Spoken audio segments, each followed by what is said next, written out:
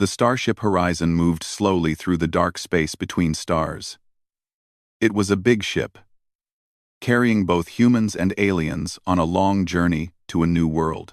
The ship had been traveling for 3 months now, and everyone on board had learned to live together. Lieutenant Yuna walked through the quiet hallways of the lower deck. She was a young woman with short black hair and tired eyes. Her job was to check on the cargo bay every night. It was boring work, but someone had to do it. The cargo bay held supplies for the new colony: food, medicine, tools, and many other things. Yuna yawned as she turned the corner. The lights in this part of the ship were dim at night to save power. She could hear the soft hum of the engines far below her feet. Everything seemed normal, just like every other night. But then she heard something strange.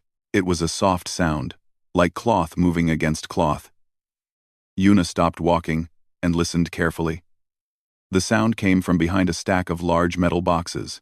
She frowned and moved closer, her hand reaching for the light on her belt. What she saw made her freeze in surprise. 3 small creatures sat on the floor between the boxes. They were Vakari cubs, children of the fierce predator species that had joined this mission. The Vakari were tall aliens with gray fur, sharp claws, and teeth that could bite through metal. They were known across the galaxy as dangerous hunters. Many species feared them, but these 3 cubs did not look dangerous at all. They were sitting in a circle around an open crate.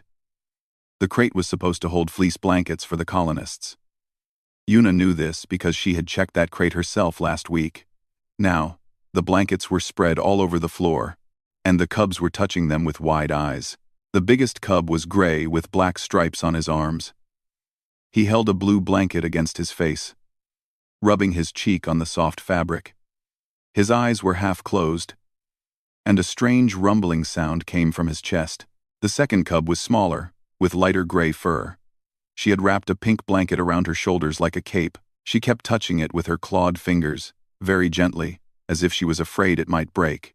The smallest cub was almost white. He had buried himself under a pile of blankets, so only his face showed. His big yellow eyes stared at nothing, and he looked completely peaceful. Yuna did not know what to do. She had never seen Vakari act like this before. On the ship, the adult Vakari were always serious and proud. They walked with their heads high and spoke in deep, growling voices. They trained for combat every day and talked about honor and strength. These cubs looked like they had found treasure. The biggest cub suddenly noticed Yuna standing there. His eyes went wide, and he jumped to his feet. The blanket fell from his face. He tried to look fierce, but it was hard to be scary with blue fluff stuck to his fur. "Human," he said in a small, growling voice. We were checking the cargo. For safety." The smaller female cub nodded quickly. "Yes. Safety check. Very important." The tiny white cub said nothing. He just pulled the blankets higher over his head until only his eyes showed. Yuna looked at them for a long moment. She knew she should report this. The cargo was supposed to stay sealed until they reached the colony. Taking things from the crates was against the rules. But the cubs looked so worried. Their ears were flat against their heads, and their tails hung low. They expected her to be angry. They expected punishment. Yuna thought about her own childhood. She remembered being small and finding comfort in soft things. Her grandmother had given her a fuzzy blanket when she was 5 years old. She had loved that blanket so much she took it everywhere. "What are your names?" Yuna asked softly. The cubs looked at each other, confused. They had expected yelling, not questions. "I am Rock," said the biggest cub carefully. "This is my sister Vera. And that is our cousin Tick." Tick's eyes blinked from under the blanket pile, but he did not speak. Yuna knelt down so she was at their level. The cubs stepped back nervously, but she did not move closer. "These blankets are very soft, are they not?" she asked. Rock's ears twitched. He seemed unsure how to answer. Among the Vakari, softness was not valued. Warriors were supposed to like hard things. Stone beds, cold floors, rough cloth. Liking soft things was considered weak, but Rock could not lie. The blanket had felt wonderful against his face. Nothing on their home world felt like this. Vakari fur was rough. Vicari cloth was thick and scratchy. These human blankets were like touching clouds. They are acceptable, Rock said slowly. Vera made a small sound. They are more than acceptable, she whispered. They are amazing. Tick finally spoke from under his blanket pile. His voice was tiny and soft. I never want to leave. Yuna smiled. It was a kind smile, not a mocking one. She understood these cubs better than they knew. How did you find this place? She asked. Rock's tail swished nervously. We were exploring. Our parents are in a meeting with the ship captain. They told us to stay in our rooms, but... He stopped, looking guilty. But you got bored. Yuna finished for him. The cubs nodded together. Yuna sat down on the cold floor, crossing her legs. The cubs watched her carefully, still unsure if they were in trouble. Let me tell you something, Yuna said. When I was young, I had a blanket just like these. It was soft and warm, and it made me feel safe. There is nothing wrong with liking soft things. Vera's eyes grew wide. But our father says soft things make weak warriors. Your father is very strong, I am sure, Yuna said. But even strong warriors need rest. Even the fiercest hunters need comfort sometimes. That does not make them weak. It makes them wise. The cubs looked at each other. This was very different from what they had been taught. Rock picked up the blue blanket again. He looked at it for a long moment, then slowly pressed it against his cheek. The rumbling sound came from his chest again. Yuna realized it was purring, like a cat. I will not tell anyone about this, Yuna said quietly. But you must put the blankets back before morning, and you must return to your rooms soon, before your parents finish their meeting. The cubs nodded eagerly. Tick even came out from his blanket pile, though he kept one small white blanket clutched in his claws. Can we come back? Vera asked hopefully. Tomorrow night? Yuna thought about it. She knew she should say no.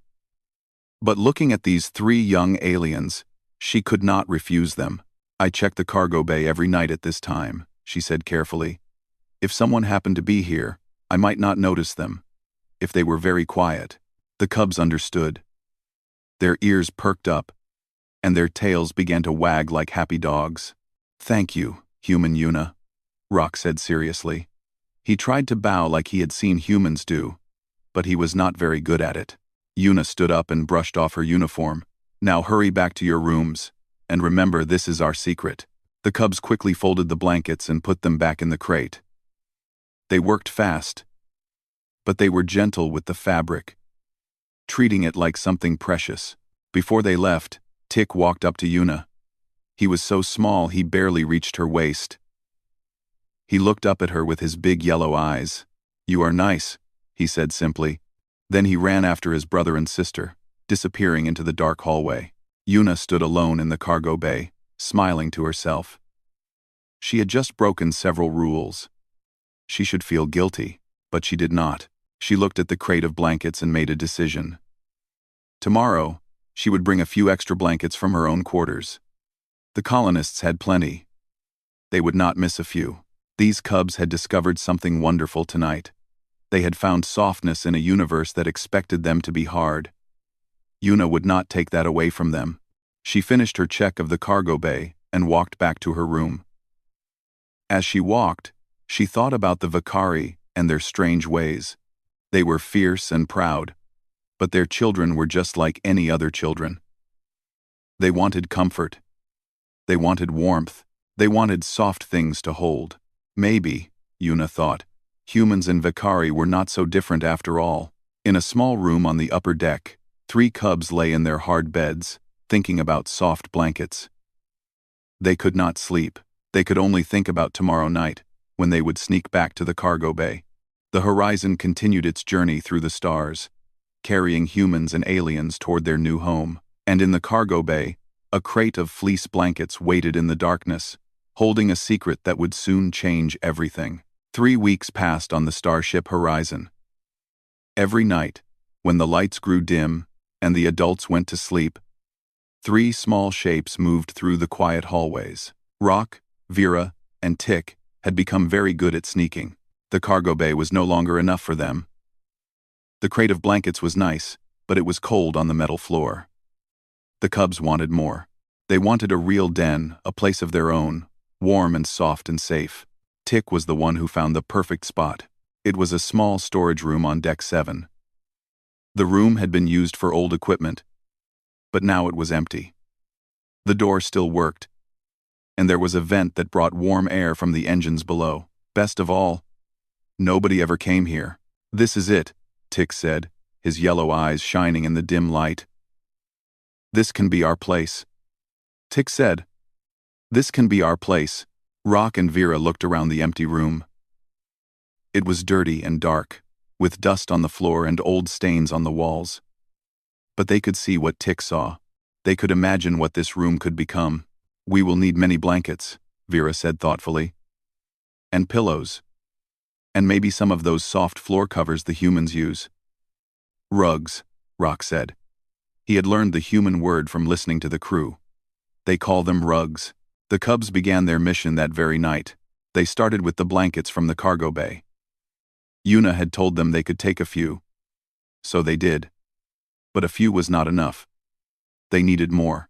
Rock discovered that the human crew members left their laundry in big baskets in the washing room. Sometimes, there were soft towels in those baskets. Soft towels that nobody would miss for a few days. Vera found a supply closet full of cushions meant for the ship's common room. The cushions were thick and squishy, perfect for lying on. She took 4 of them, hiding them under her sleeping robe. Tick was the smallest, but he was also the bravest. He snuck into the medical bay and found a box of heated blankets. These blankets had wires inside that made them warm. They were meant for sick patients, but Tick decided the cubs needed them more. Night after night, the cubs collected their treasures. They moved through the ship like little ghosts, taking soft things from everywhere. They were careful never to take too much from one place. They did not want anyone to notice. The storage room on Deck 7 slowly transformed. First, they covered the cold metal floor with blankets and rugs. Then they piled cushions in the corners. They hung more blankets from the pipes on the ceiling, creating a tent-like space inside the room. The heated blankets went in the very center, making a warm spot where they could curl up together. Tick found some small lights in a maintenance closet. They were meant for emergencies, but they glowed with a soft blue color that made the room feel magical. He hung them from the blanket ceiling like stars. Vera discovered that humans had something called stuffed animals, soft toys shaped like creatures. She found 3 of them in a box labeled Colony School Supplies. There was a fuzzy bear, a round cat, and something with long ears that she did not recognize. She took all 3. Rock's best find was a large floor cushion from the captain's private lounge. It was big enough for all 3 cubs to lie on together. Getting it out of the lounge without being seen was very difficult, but Rock managed. He was very proud of himself. By the end of the 3rd week, the storage room had become something wonderful. It was no longer an empty, dusty space. It was a den, a proper den, filled with warmth and softness. The cubs spent every night there. They would sneak out after their parents fell asleep, meet in the hallway, and walk together to Deck 7. They would enter their secret room, close the door, and forget about everything else. In the den, they did not have to be fierce. They did not have to be strong. They could just be cubs. Rock liked to lie on his back and stare at the blue lights. They reminded him of the stars he had seen from his home world before his family left to join the colony mission. He missed those stars sometimes, but in the den, with his sister and cousin beside him, he did not feel so far from home. Vera liked to wrap herself in blankets until only her nose showed. She would make a little nest and pretend she was an egg waiting to hatch. It was a silly game, but it made her happy. In the den, she could be silly without anyone judging her. Tick liked the heated blankets best. He would curl up in the very center of the warmest spot and purr so loudly his whole body shook. He was small and often cold, even in the heated ship, but in the den, he was always warm. One night, everything changed. The cubs were in their den, lying together on the big floor cushion. Tick was already asleep, his small body rising and falling with each breath. Vera was almost asleep too, her eyes half closed. Rock was awake, watching the blue lights and thinking about nothing. Then the door opened. Rock jumped up so fast he knocked Vera off the cushion. She yelped in surprise. Tick woke up with a frightened squeak. A human stood in the doorway. He was tall, with messy black hair, and a surprised look on his face. He wore the gray uniform of the ship's crew. In his hand, he held a small toolkit. For a long moment, nobody moved. The human stared at the cubs. The cubs stared at the human. "Well," the human said slowly. "This is unexpected." Rock stepped forward, trying to look brave. His heart was beating very fast. They had been caught. Their secret was discovered. Everything was ruined. "We can explain," Rock said. Though he was not sure he could, the human stepped into the room and looked around. His eyes moved over the blankets on the floor, the cushions in the corners, the tent-like ceiling, the blue lights. He saw the stuffed animals and the heated blankets and the big floor cushion. Then he smiled. It was not an angry smile. It was a warm smile, the kind that reached his eyes. "You built this?" he asked. The cubs nodded nervously. The human walked deeper into the room, still looking around. He touched one of the hanging blankets, felt its softness. He picked up the stuffed bear and examined it with gentle hands. "My name is Tay," he said. "I work in the engine room. I came down here to fix a broken vent." He looked at the cubs. "What are your names?" Rock introduced himself and his sister and cousin. His voice shook a little, but he tried to be brave. Tay sat down on the floor, crossing his legs. He was much taller than the cubs, but sitting down made him seem less scary. "This is amazing," he said, looking around again. "You did all this by yourselves?" Vera nodded. "We wanted a den, a soft place. The Vakari beds are very hard." Tay laughed softly. "I have seen the Vakari beds. They look like stone slabs. They feel like stone slabs," Tick said quietly. He was still nervous, but the human's friendly smile was helping him relax. "Why did you want soft things?" Tay asked. "I thought Vakari warriors liked hard things." Rock's ears went flat. "We are not good Vakari. We like softness. It is shameful." Tay's smile faded. He looked at the three cubs with serious eyes. "Listen to me," he said. "There is nothing shameful about wanting comfort. Every living thing wants to feel safe and warm. That is not weakness. That is wisdom." The cubs had heard these words before, from Yuna. But hearing them again, from another human, made them feel more true. "You will tell our parents," Vera said. It was not a question. She already knew the answer. But Tay shook his head. "I will not tell anyone," he said. "This is your secret. You deserve a place of your own." The cubs could not believe it. Two humans now knew their secret, and both humans had decided to help them. "Why?" Rock asked. "Why would you help us?" Tay thought for a moment before answering. "When I was young," he said, "I had a hard life. My family had no money. Our house was cold in winter and hot in summer. But I had a small corner of my room where I put all my favorite things: soft blankets, old pillows, a stuffed dog my grandmother gave me. That corner was my safe place. No matter how hard life was, I could go to that corner and feel okay." He looked at the den around him. "You have built your safe place," he said. "I understand why you need it. I will not take it from you." Tick walked up to Tay and sat down next to him. The small white cub was usually shy, but something about this human made him feel brave. "Thank you," Tick said simply. Tay smiled and gently patted Tick's head. Tick's ears perked up. Nobody had ever patted his head before. It felt nice. "I have an idea," Tay said. "In my room, I have a heated floor mat. It is very good for cold nights. I do not use it much because the ship is warm enough for me. But I think you might like it." The cubs looked at each other with excited eyes. "You would give us your mat?" Vera asked.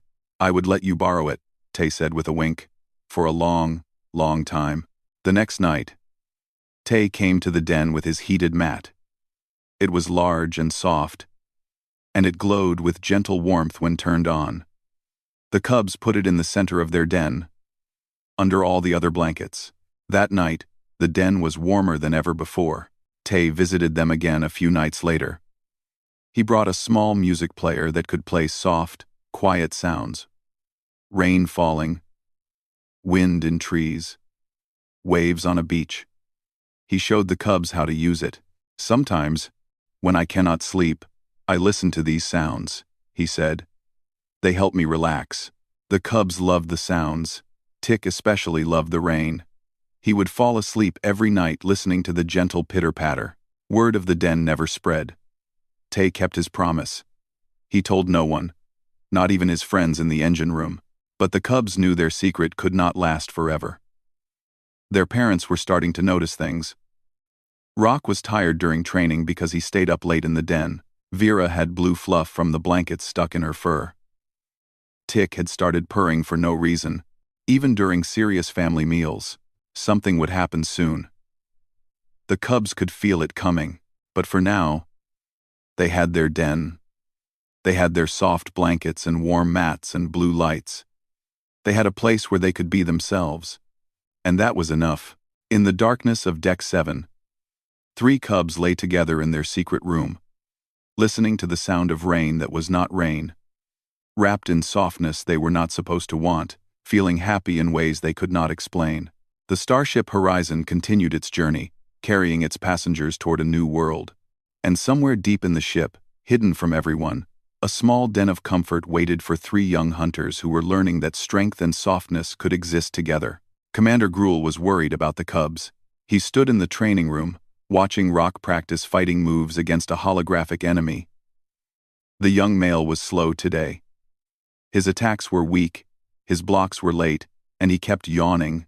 Again, Gruel commanded in his deep, growling voice. Rock tried again. He was even worse this time.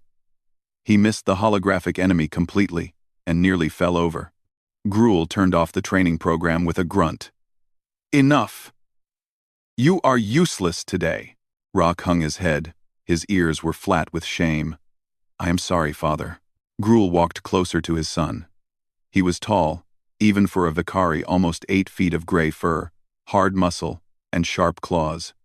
His face was scarred from many battles. He was one of the most respected warriors on the ship, but right now, he was just a confused father. What is wrong with you? He asked. You have been tired for weeks. You barely eat at meals. And yesterday, I found blue fluff in your fur. Blue fluff? Where does blue fluff come from? Rock said nothing. He could not tell his father about the den. He could not explain the blankets, the cushions, the warm mats. His father would never understand. Go to your room, Gruel said finally. Rest. We will train again tomorrow, and you will be better. Do you understand? Yes, Father. Rock left the training room with his tail between his legs. He walked slowly through the hallway, thinking about his warm den waiting on Deck 7. He wished he could go there right now, but it was still daylight hours, and he could not sneak away until night. In another part of the ship, Vera was having similar problems. Her mother, Sub-Commander Nira, had found something strange in Vera's sleeping robe, a small piece of pink fabric, soft and fuzzy. What is this? Nira demanded, holding up the fabric. Vera's heart stopped. She recognized the piece immediately. It had come from her favorite pink blanket in the den. The blanket was getting old and starting to fall apart. Some of the soft material must have stuck to her robe. I do not know, Vera lied. Maybe it came from the human section of the ship. Nira studied her daughter with narrow eyes. Vera tried to look innocent, but it was hard. She was not a good liar. You have been acting strange lately, Nira said slowly. You smile for no reason. You hum songs I have never heard. And last night, I heard you purring in your sleep. Purring. Like a content house pet. Vera felt her face grow hot under her fur. Purring in her sleep? She did not know she did that. Cubs purr sometimes, Vera said weakly. It is normal. Vicari cubs purr when they are very, very happy, Nira said. What are you so happy about? We are on a ship in the middle of space, traveling to a colony world. There is nothing here to make someone this happy. Vera had no answer. She just stood there, looking at the floor. Neera sighed and put the pink fabric in her pocket. I am watching you, daughter. Something is happening, and I will find out what. That night, Vera told her brother and cousin about the conversation with her mother. They were in the den, lying on the big floor cushion with the heated mat underneath. The blue lights glowed softly above them. The sound of gentle rain played from Tay's music player. My father is suspicious too, Rock said. He asked about the blue fluff in my fur. Adults notice everything, Tick said sadly. He was wrapped in 3 blankets, only his small face showing. We have to be more careful, but being careful was getting harder. The den had become too important to them. They went there every night now, staying longer and longer. They were always tired during the day because they did not sleep enough in their own beds. And worse, other cubs were starting to notice. There were 5 other Vakari cubs on the ship, 2 from the medical team and 3 from the security force. They had seen Rock, Vera, and Tick sneaking around at night. They had noticed the tired eyes and the strange smiles. One of them, a large male cub named Bren, stopped Rock in the hallway one day. Where do you go at night? Bren asked. His yellow eyes were curious.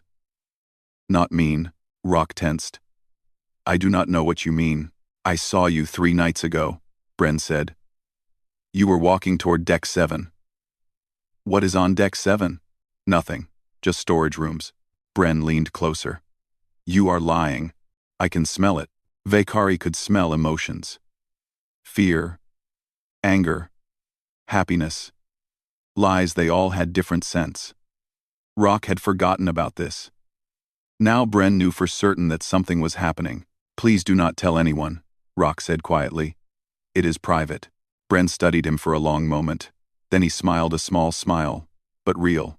I want to see, he said. Whatever you have, I want to see it. Rock did not know what to do. He could not bring Bren to the den without asking Vera and Tick first. But he could not refuse either, because Bren might tell the adults. Tomorrow night, Rock said finally. Meet us in the hallway outside the cargo bay. Midnight.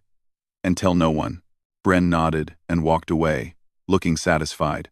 That night, the cubs had an emergency meeting in the den. You invited him here? Vera was angry. Her fur was standing up along her back. This is our secret place. Nobody else should know. I had no choice, Rock said miserably. He saw me. He could smell that I was lying. If I refused, he might tell the adults. Tick sat quietly in his blanket pile, listening. After a while, he spoke. Maybe it is okay, he said softly. Vera and Rock both looked at him in surprise. Bren is like us, Tick continued. I have watched him. He does not like the hard beds either. He complains about the scratchy cloth. He is not a natural warrior. Rock thought about this. Tick was right. Bren had always seemed different from the other cubs. He was big and strong, but he did not enjoy fighting. He preferred looking at the stars through the ship's windows. If we show him the den, Tick said, maybe he will understand. Maybe he needs this place too. Vera's fur slowly settled down. She was still unhappy, but she could see the sense in Tick's words. Fine, she said. But if he tells anyone, I will bite his tail off. The next night, Bren followed the 3 cubs to Deck 7. His eyes grew wider and wider as they walked through the hallways, deeper into the unused parts of the ship. When Rock opened the door to the storage room, Bren froze. He stared at the blankets covering the floor. He stared at the cushions in the corners. He stared at the tent-like ceiling of soft fabric and the blue lights glowing like stars. He stared at the heated mat and the stuffed animals and all the wonderful soft things. His mouth fell open. What is this place? He whispered. This is our den, Vera said. There was pride in her voice now. We built it ourselves. Bren stepped inside slowly, like he was entering a sacred space. He touched one of the blankets on the floor. His eyes changed, became softer, younger, less guarded. It is so soft, he said. His voice cracked a little. Rock picked up a fluffy white blanket and handed it to Bren. Try this one. Bren took the blanket in his clawed hands. He felt its softness. Then, slowly, he brought it to his face and pressed it against his cheek. A rumbling sound came from his chest. Purring, deep, genuine purring. "I never knew," Bren said, his voice muffled by the blanket. "I never knew things could feel like this." From that night on, Bren was part of their group. He brought his own contributions to the den, a large, soft pillow from his mother's room, a fuzzy robe he had found in the laundry, a stuffed creature shaped like a human dog. Word continued to spread among the cubs. Soon, the other 5 young Vicari had heard rumors.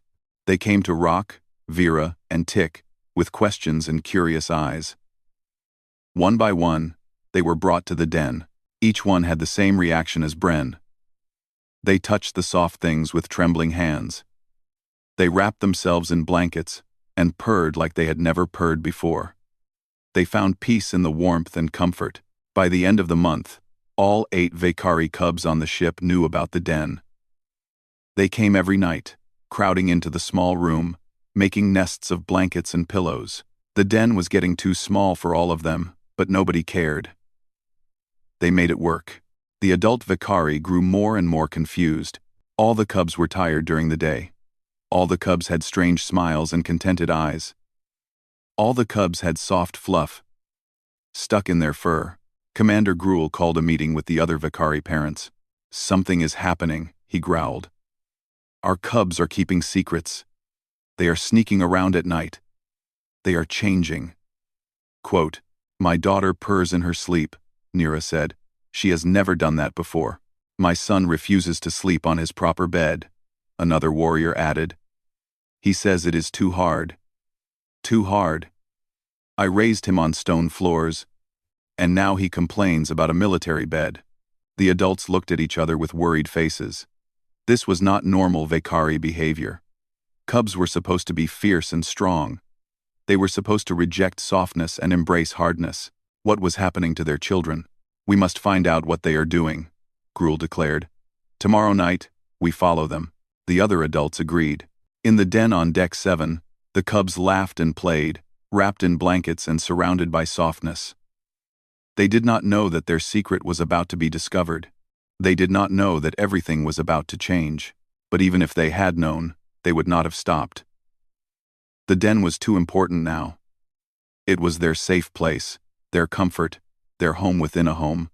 Some things were worth fighting for, even soft things, especially soft things. Commander Gruel moved through the ship like a shadow. It was midnight, and he was following his son. Behind him, 5 other Vicari adults walked in complete silence. They were trained hunters, the best in the galaxy. They could track prey across mountains and through forests. Following children through a starship hallway was almost too easy. Rock walked ahead, unaware that his father was behind him. He met Vera and Tick near the cargo bay. Just like always. The 3 cubs whispered to each other, then walked toward the stairs. Gruel signaled to the other adults. They followed at a distance, keeping to the shadows. The cubs went down to Deck 7. They walked through hallways that nobody used anymore, past empty rooms and forgotten equipment. Finally, they stopped at a door, a simple storage room door that looked like any other. Rock pressed a button, and the door opened.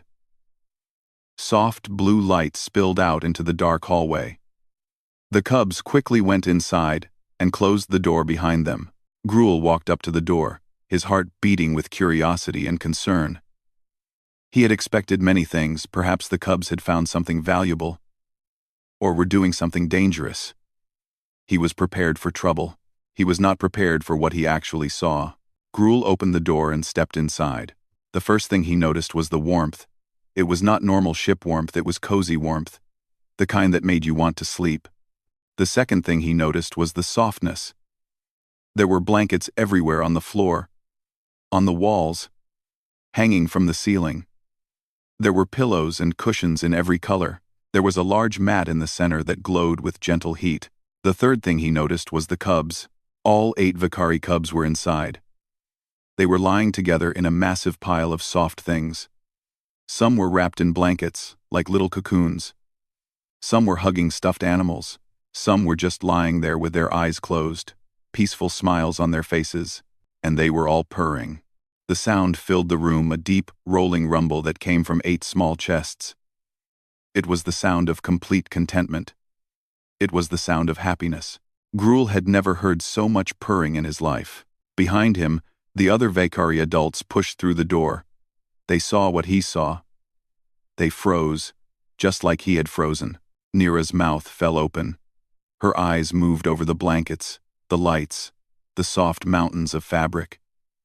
She saw her daughter wrapped in a pink blanket, purring louder than ever. "What is this place?" she whispered. The cubs had noticed the adults now. One by one, they stopped purring. Their eyes went wide with fear. They sat up, blankets falling from their shoulders. Rock stood up to face his father. His legs were shaking, but he tried to be brave. "Father," he said, "we can explain." Gruel said nothing. He was still staring at the room, trying to understand what he was seeing. His son, his fierce, strong son, had built a nest of human softness. His son had been sneaking out every night to wrap himself in blankets and hug stuffed toys. This was not the way of the Vakari. "Everyone out," Gruel said. His voice was cold. The cubs scrambled to their feet. They were terrified now, ears flat, tails low, eyes wet with fear. They walked past the adults and out into the hallway, leaving their precious den behind. Only Rock stayed. "Father, please listen." "Out," Gruel repeated. Rock's shoulders slumped. He walked out of the room, joining the other cubs in the hallway. The adults stayed inside, looking around at the den. They touched the blankets and felt the warmth from the heated mat. They picked up the stuffed animals and examined them with confused eyes. "This is shameful," Nira said finally. "Our cubs, building a nest of human comfort items, acting like soft house pets instead of warriors." Unquote. The other adults murmured in agreement. Gruel picked up a blue blanket, his son's favorite. Though he did not know this, he felt its softness in his clawed hands. Something stirred in his chest, but he pushed it down. "This room must be sealed," he declared. "The cubs must never come here again." Nira nodded. "I agree. We must teach them that this behavior is unacceptable. Vakari do not need soft things. We are strong. We are hard. We do not purr like babies." The adults left the room together. In the hallway, the 8 cubs stood in a sad line, their heads hanging low. "You are all going back to your rooms," Gruel announced. "This place is off limits. You will never come here again. Tomorrow, we will discuss your punishment." The cubs said nothing. What could they say? They had been caught. Their secret was gone. But then a small voice spoke up. "No." Everyone turned to look at Tick. The tiny white cub stepped forward. He was shaking, but his yellow eyes were fierce. He looked directly at Commander Gruel, something cubs were not supposed to do to adults. "I will not stop," Tick said. "I will come back to the den. I will sleep on soft things. I will purr whenever I want." Gruel stared down at the small cub. He could crush Tick with one hand. He was one of the most powerful Vakari warriors alive. And this tiny child was defying him. "You will do as you are told," Gruel growled. Tick shook his head. "No. The den makes me happy. It is the only place on this ship where I feel warm and safe. I am not ashamed of it." Another voice joined in. It was Vera. "I agree with Tick," she said, stepping forward. "The den is important. We need it." One by one, the other cubs stepped forward too. They stood together, a small line of defiant children facing their angry parents. "Please," Rock said to his father. "Please try to understand. We are not bad Vakari. We just need softness sometimes." "Is that so wrong?" Gruel opened his mouth to answer, but another voice spoke first. "May I say something?" Everyone turned to see Ambassador Hana standing at the end of the hallway. She was the human diplomat on the ship, a small woman with kind eyes and gray hair. She had been walking by and heard the commotion. "This does not concern humans," Gruel said stiffly. Hana smiled. "Perhaps not. But I have learned something about your cubs over these past months. May I share it? Gruel wanted to say no. This was Vakari business, not human business. But there was something in the ambassador's eyes that made him pause. Speak, he said finally. Hana walked closer, looking at the cubs with gentle eyes. I have watched your children on this ship, she said. They are good kids, curious, clever, kind. They help the human crew members carry heavy things. They play games with the human children. They ask questions about Earth and our strange ways. She turned to face the adult Vakari. But I have also seen something else. I have seen them struggle. Your cubs were raised to be hard, to be strong, to reject comfort. But they are still children. And children need softness sometimes, not because they are weak but because softness helps them grow. Nira frowned. Human children are different. Vakari cubs must learn to be warriors. Can a warrior not also be gentle? Hana asked. Can strength not exist alongside softness? In human history, our greatest warriors were often the most compassionate. They fought fiercely. Yes, but they also loved deeply. They protected the soft things in life, because soft things are worth protecting. The adults were quiet. They did not know how to respond. Let me ask you something, Hana continued. When you were cubs, did you never want comfort? Did you never wish for warmth on a cold night? Did you never dream of something soft to hold? Gruel's face tightened. For a moment, just a moment, his eyes changed. There was something there, hidden deep. A memory, maybe, a feeling he had buried long ago. But then the moment passed, and his face became hard again. We will discuss this tomorrow, he said. The cubs will return to their rooms now. The den will remain sealed until we decide what to do with it. Hana nodded slowly. Of course. But, may I make one request? Gruel waited. Before you seal the room, Hana said. Go inside alone. Touch the blankets. Feel the warmth. Let yourself experience what your cubs experienced. Then, make your decision. Gruel said nothing. He turned and walked away, the other adults following. The cubs were taken back to their rooms. Vera and Tick cried quietly. Rock did not cry. But his heart was breaking. That night, Commander Gruel could not sleep. He lay on his hard bed, staring at the ceiling. He thought about what the ambassador had said. He thought about his son's face, the fear, the sadness, the desperate hope. He thought about his own childhood. There had been a time so long ago when young Gruel had wanted soft things. He remembered a cold night on his homeworld, shivering under a thin blanket, wishing he had something warm to hold. He remembered seeing a soft toy in a market and wanting it so badly his chest hurt. But he had never gotten that toy. His father had told him that wanting soft things was weakness, so Gruel had pushed down those feelings and forgotten them, until now. Slowly, Gruel got out of bed. He walked through the silent hallways of the ship, down to Deck 7, to the door of the sealed room. He opened the door and went inside. The den was dark, without the blue lights turned on. Gruel found the switch and pressed it. Soft blue glow filled the room, making the blankets and cushions look magical. Gruel sat down on the floor. He picked up a blanket, the blue one, his son's favorite. It was so soft, softer than anything he had ever felt on his home world, softer than clouds, softer than dreams. He pressed it against his face, like he had seen his son do. And for the first time in 50 years, Commander Gruel began to purr. It was a quiet purr at first, uncertain and rusty. But it grew stronger, deeper, filling the room with its gentle sound. Tears fell from his eyes, something else he had not done in 50 years.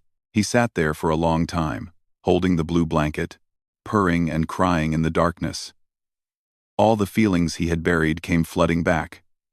All the softness he had denied himself was finally here, surrounding him, welcoming him.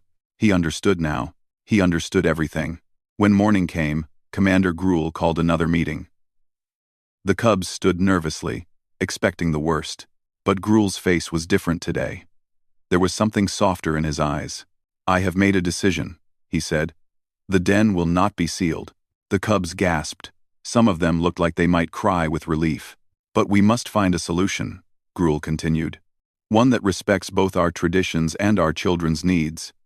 I have asked Ambassador Hana to help us. Hana stepped forward, smiling. I have an idea, she said, but I will need everyone's help, both cubs and adults. For the first time in days, the cubs felt hope. Maybe everything would be okay after all. Ambassador Hana's idea was simple but clever. She called it the Cultural Exchange Zone. It would be an official space on the ship where young Vakari could experience human comfort items. It would be legal, approved, and respected.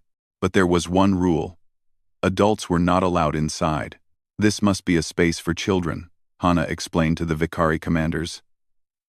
A place where they can be young without judgment, where they can explore softness without feeling ashamed. Commander Gruel listened carefully. After his night alone in the den, he understood things differently. But he was still a proud Vakari warrior. He could not simply accept human ways without question. Why must adults stay out? He asked. Hana smiled. Because children need privacy. They need a place where they can be themselves, away from the eyes of their parents. This is how they grow. This is how they learn who they truly are. The other Vakari adults murmured among themselves. This was a strange idea to them. In Vakari culture, cubs were always watched by adults. Privacy was not something children had. I have another reason, Hana added.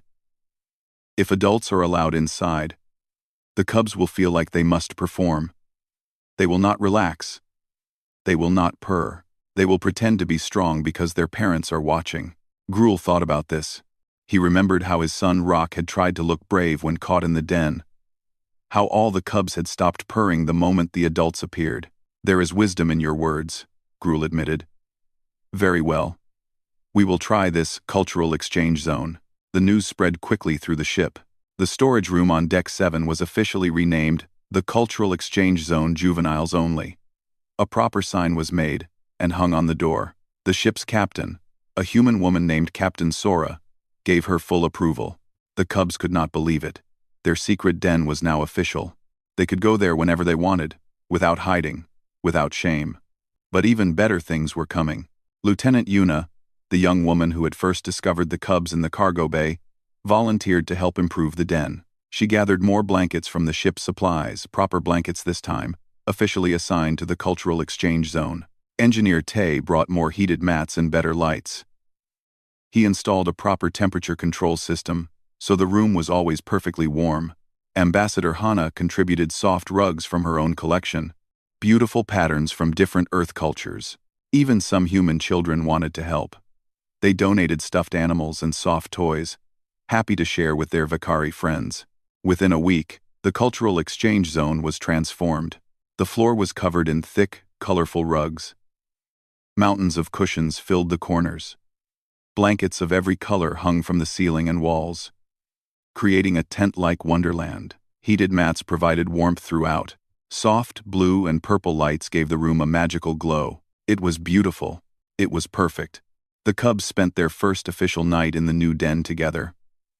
All 8 of them lay in a big pile in the center of the room, wrapped in blankets and surrounded by pillows. I cannot believe this is really happening, Vera whispered. She was wrapped in her favorite pink blanket, the one she had loved from the very beginning. We do not have to hide anymore, Rock said. He sounded amazed, like he still could not quite believe it. Tick said nothing. He was already asleep, buried under 6 blankets with a stuffed animal clutched in his arms. A smile curved his small mouth. Outside the door, something unexpected was happening. Commander Gruel stood in the hallway, listening. He could hear the soft rumble of purring from inside the room. He could almost feel the warmth through the metal door. He wanted to go inside. The feeling surprised him. He was a grown warrior, not a cub. He should not want soft things. He should not need comfort. But after his night alone in the den, he could not forget the feeling of that blue blanket against his face. He could not forget how it felt to purr again. He was not the only adult who felt this way. Over the next few days, Gruel noticed the other Vakari parents lingering near Deck 7.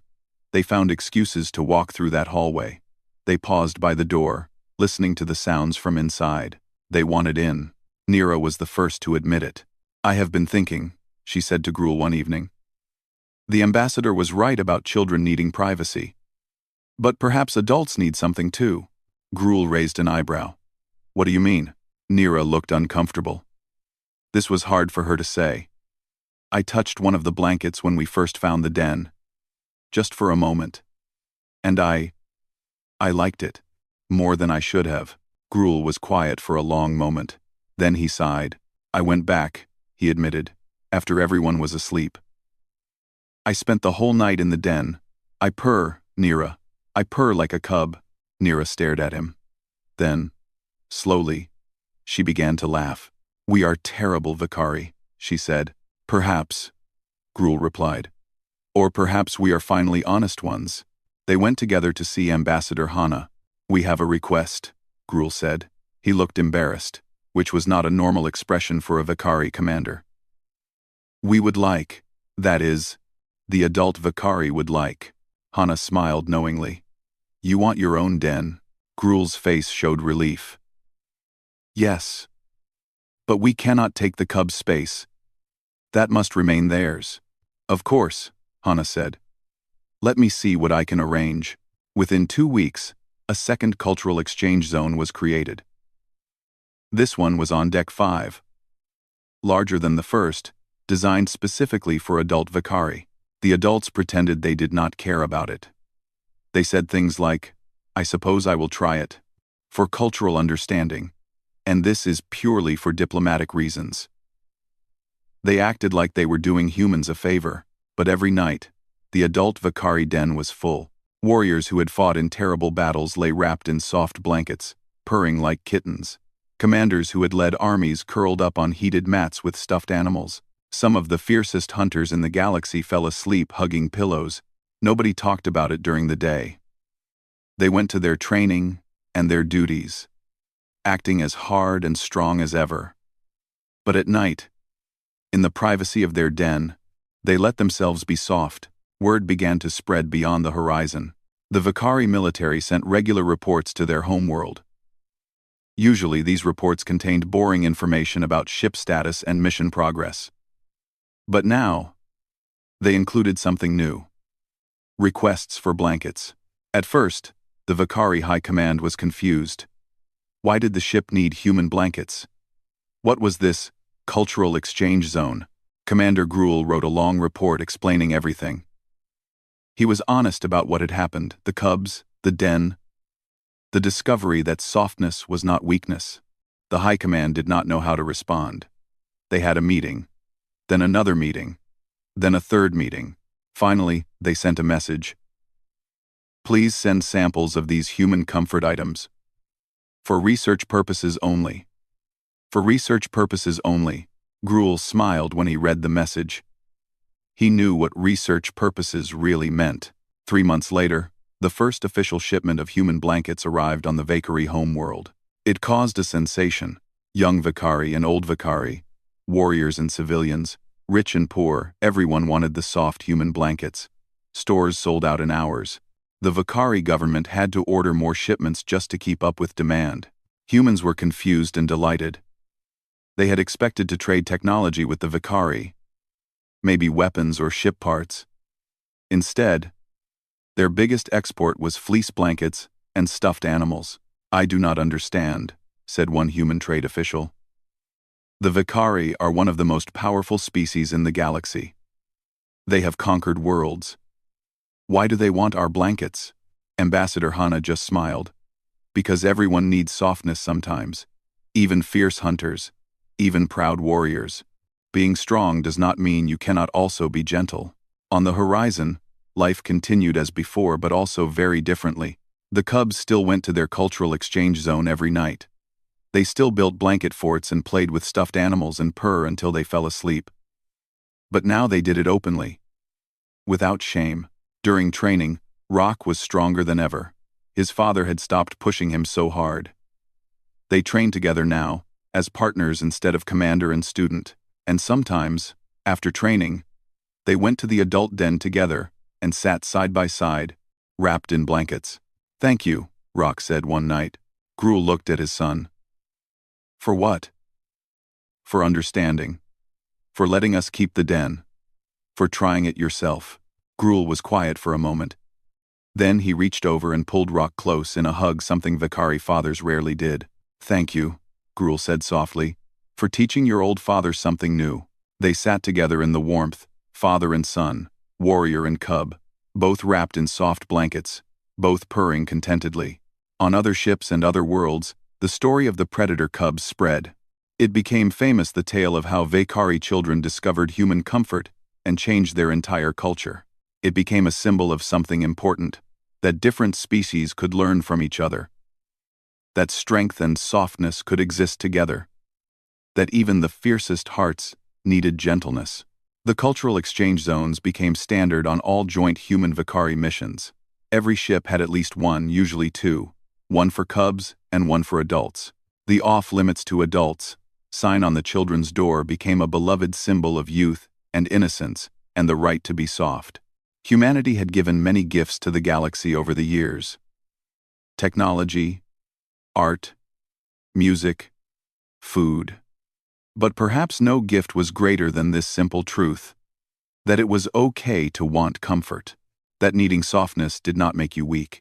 The Vakari had conquered worlds with their strength, but they found peace through human blankets. And somewhere on the starship horizon, 3 cubs lay together in a den of endless softness, purring in their sleep, dreaming of warm things, happy in ways their ancestors could never have imagined.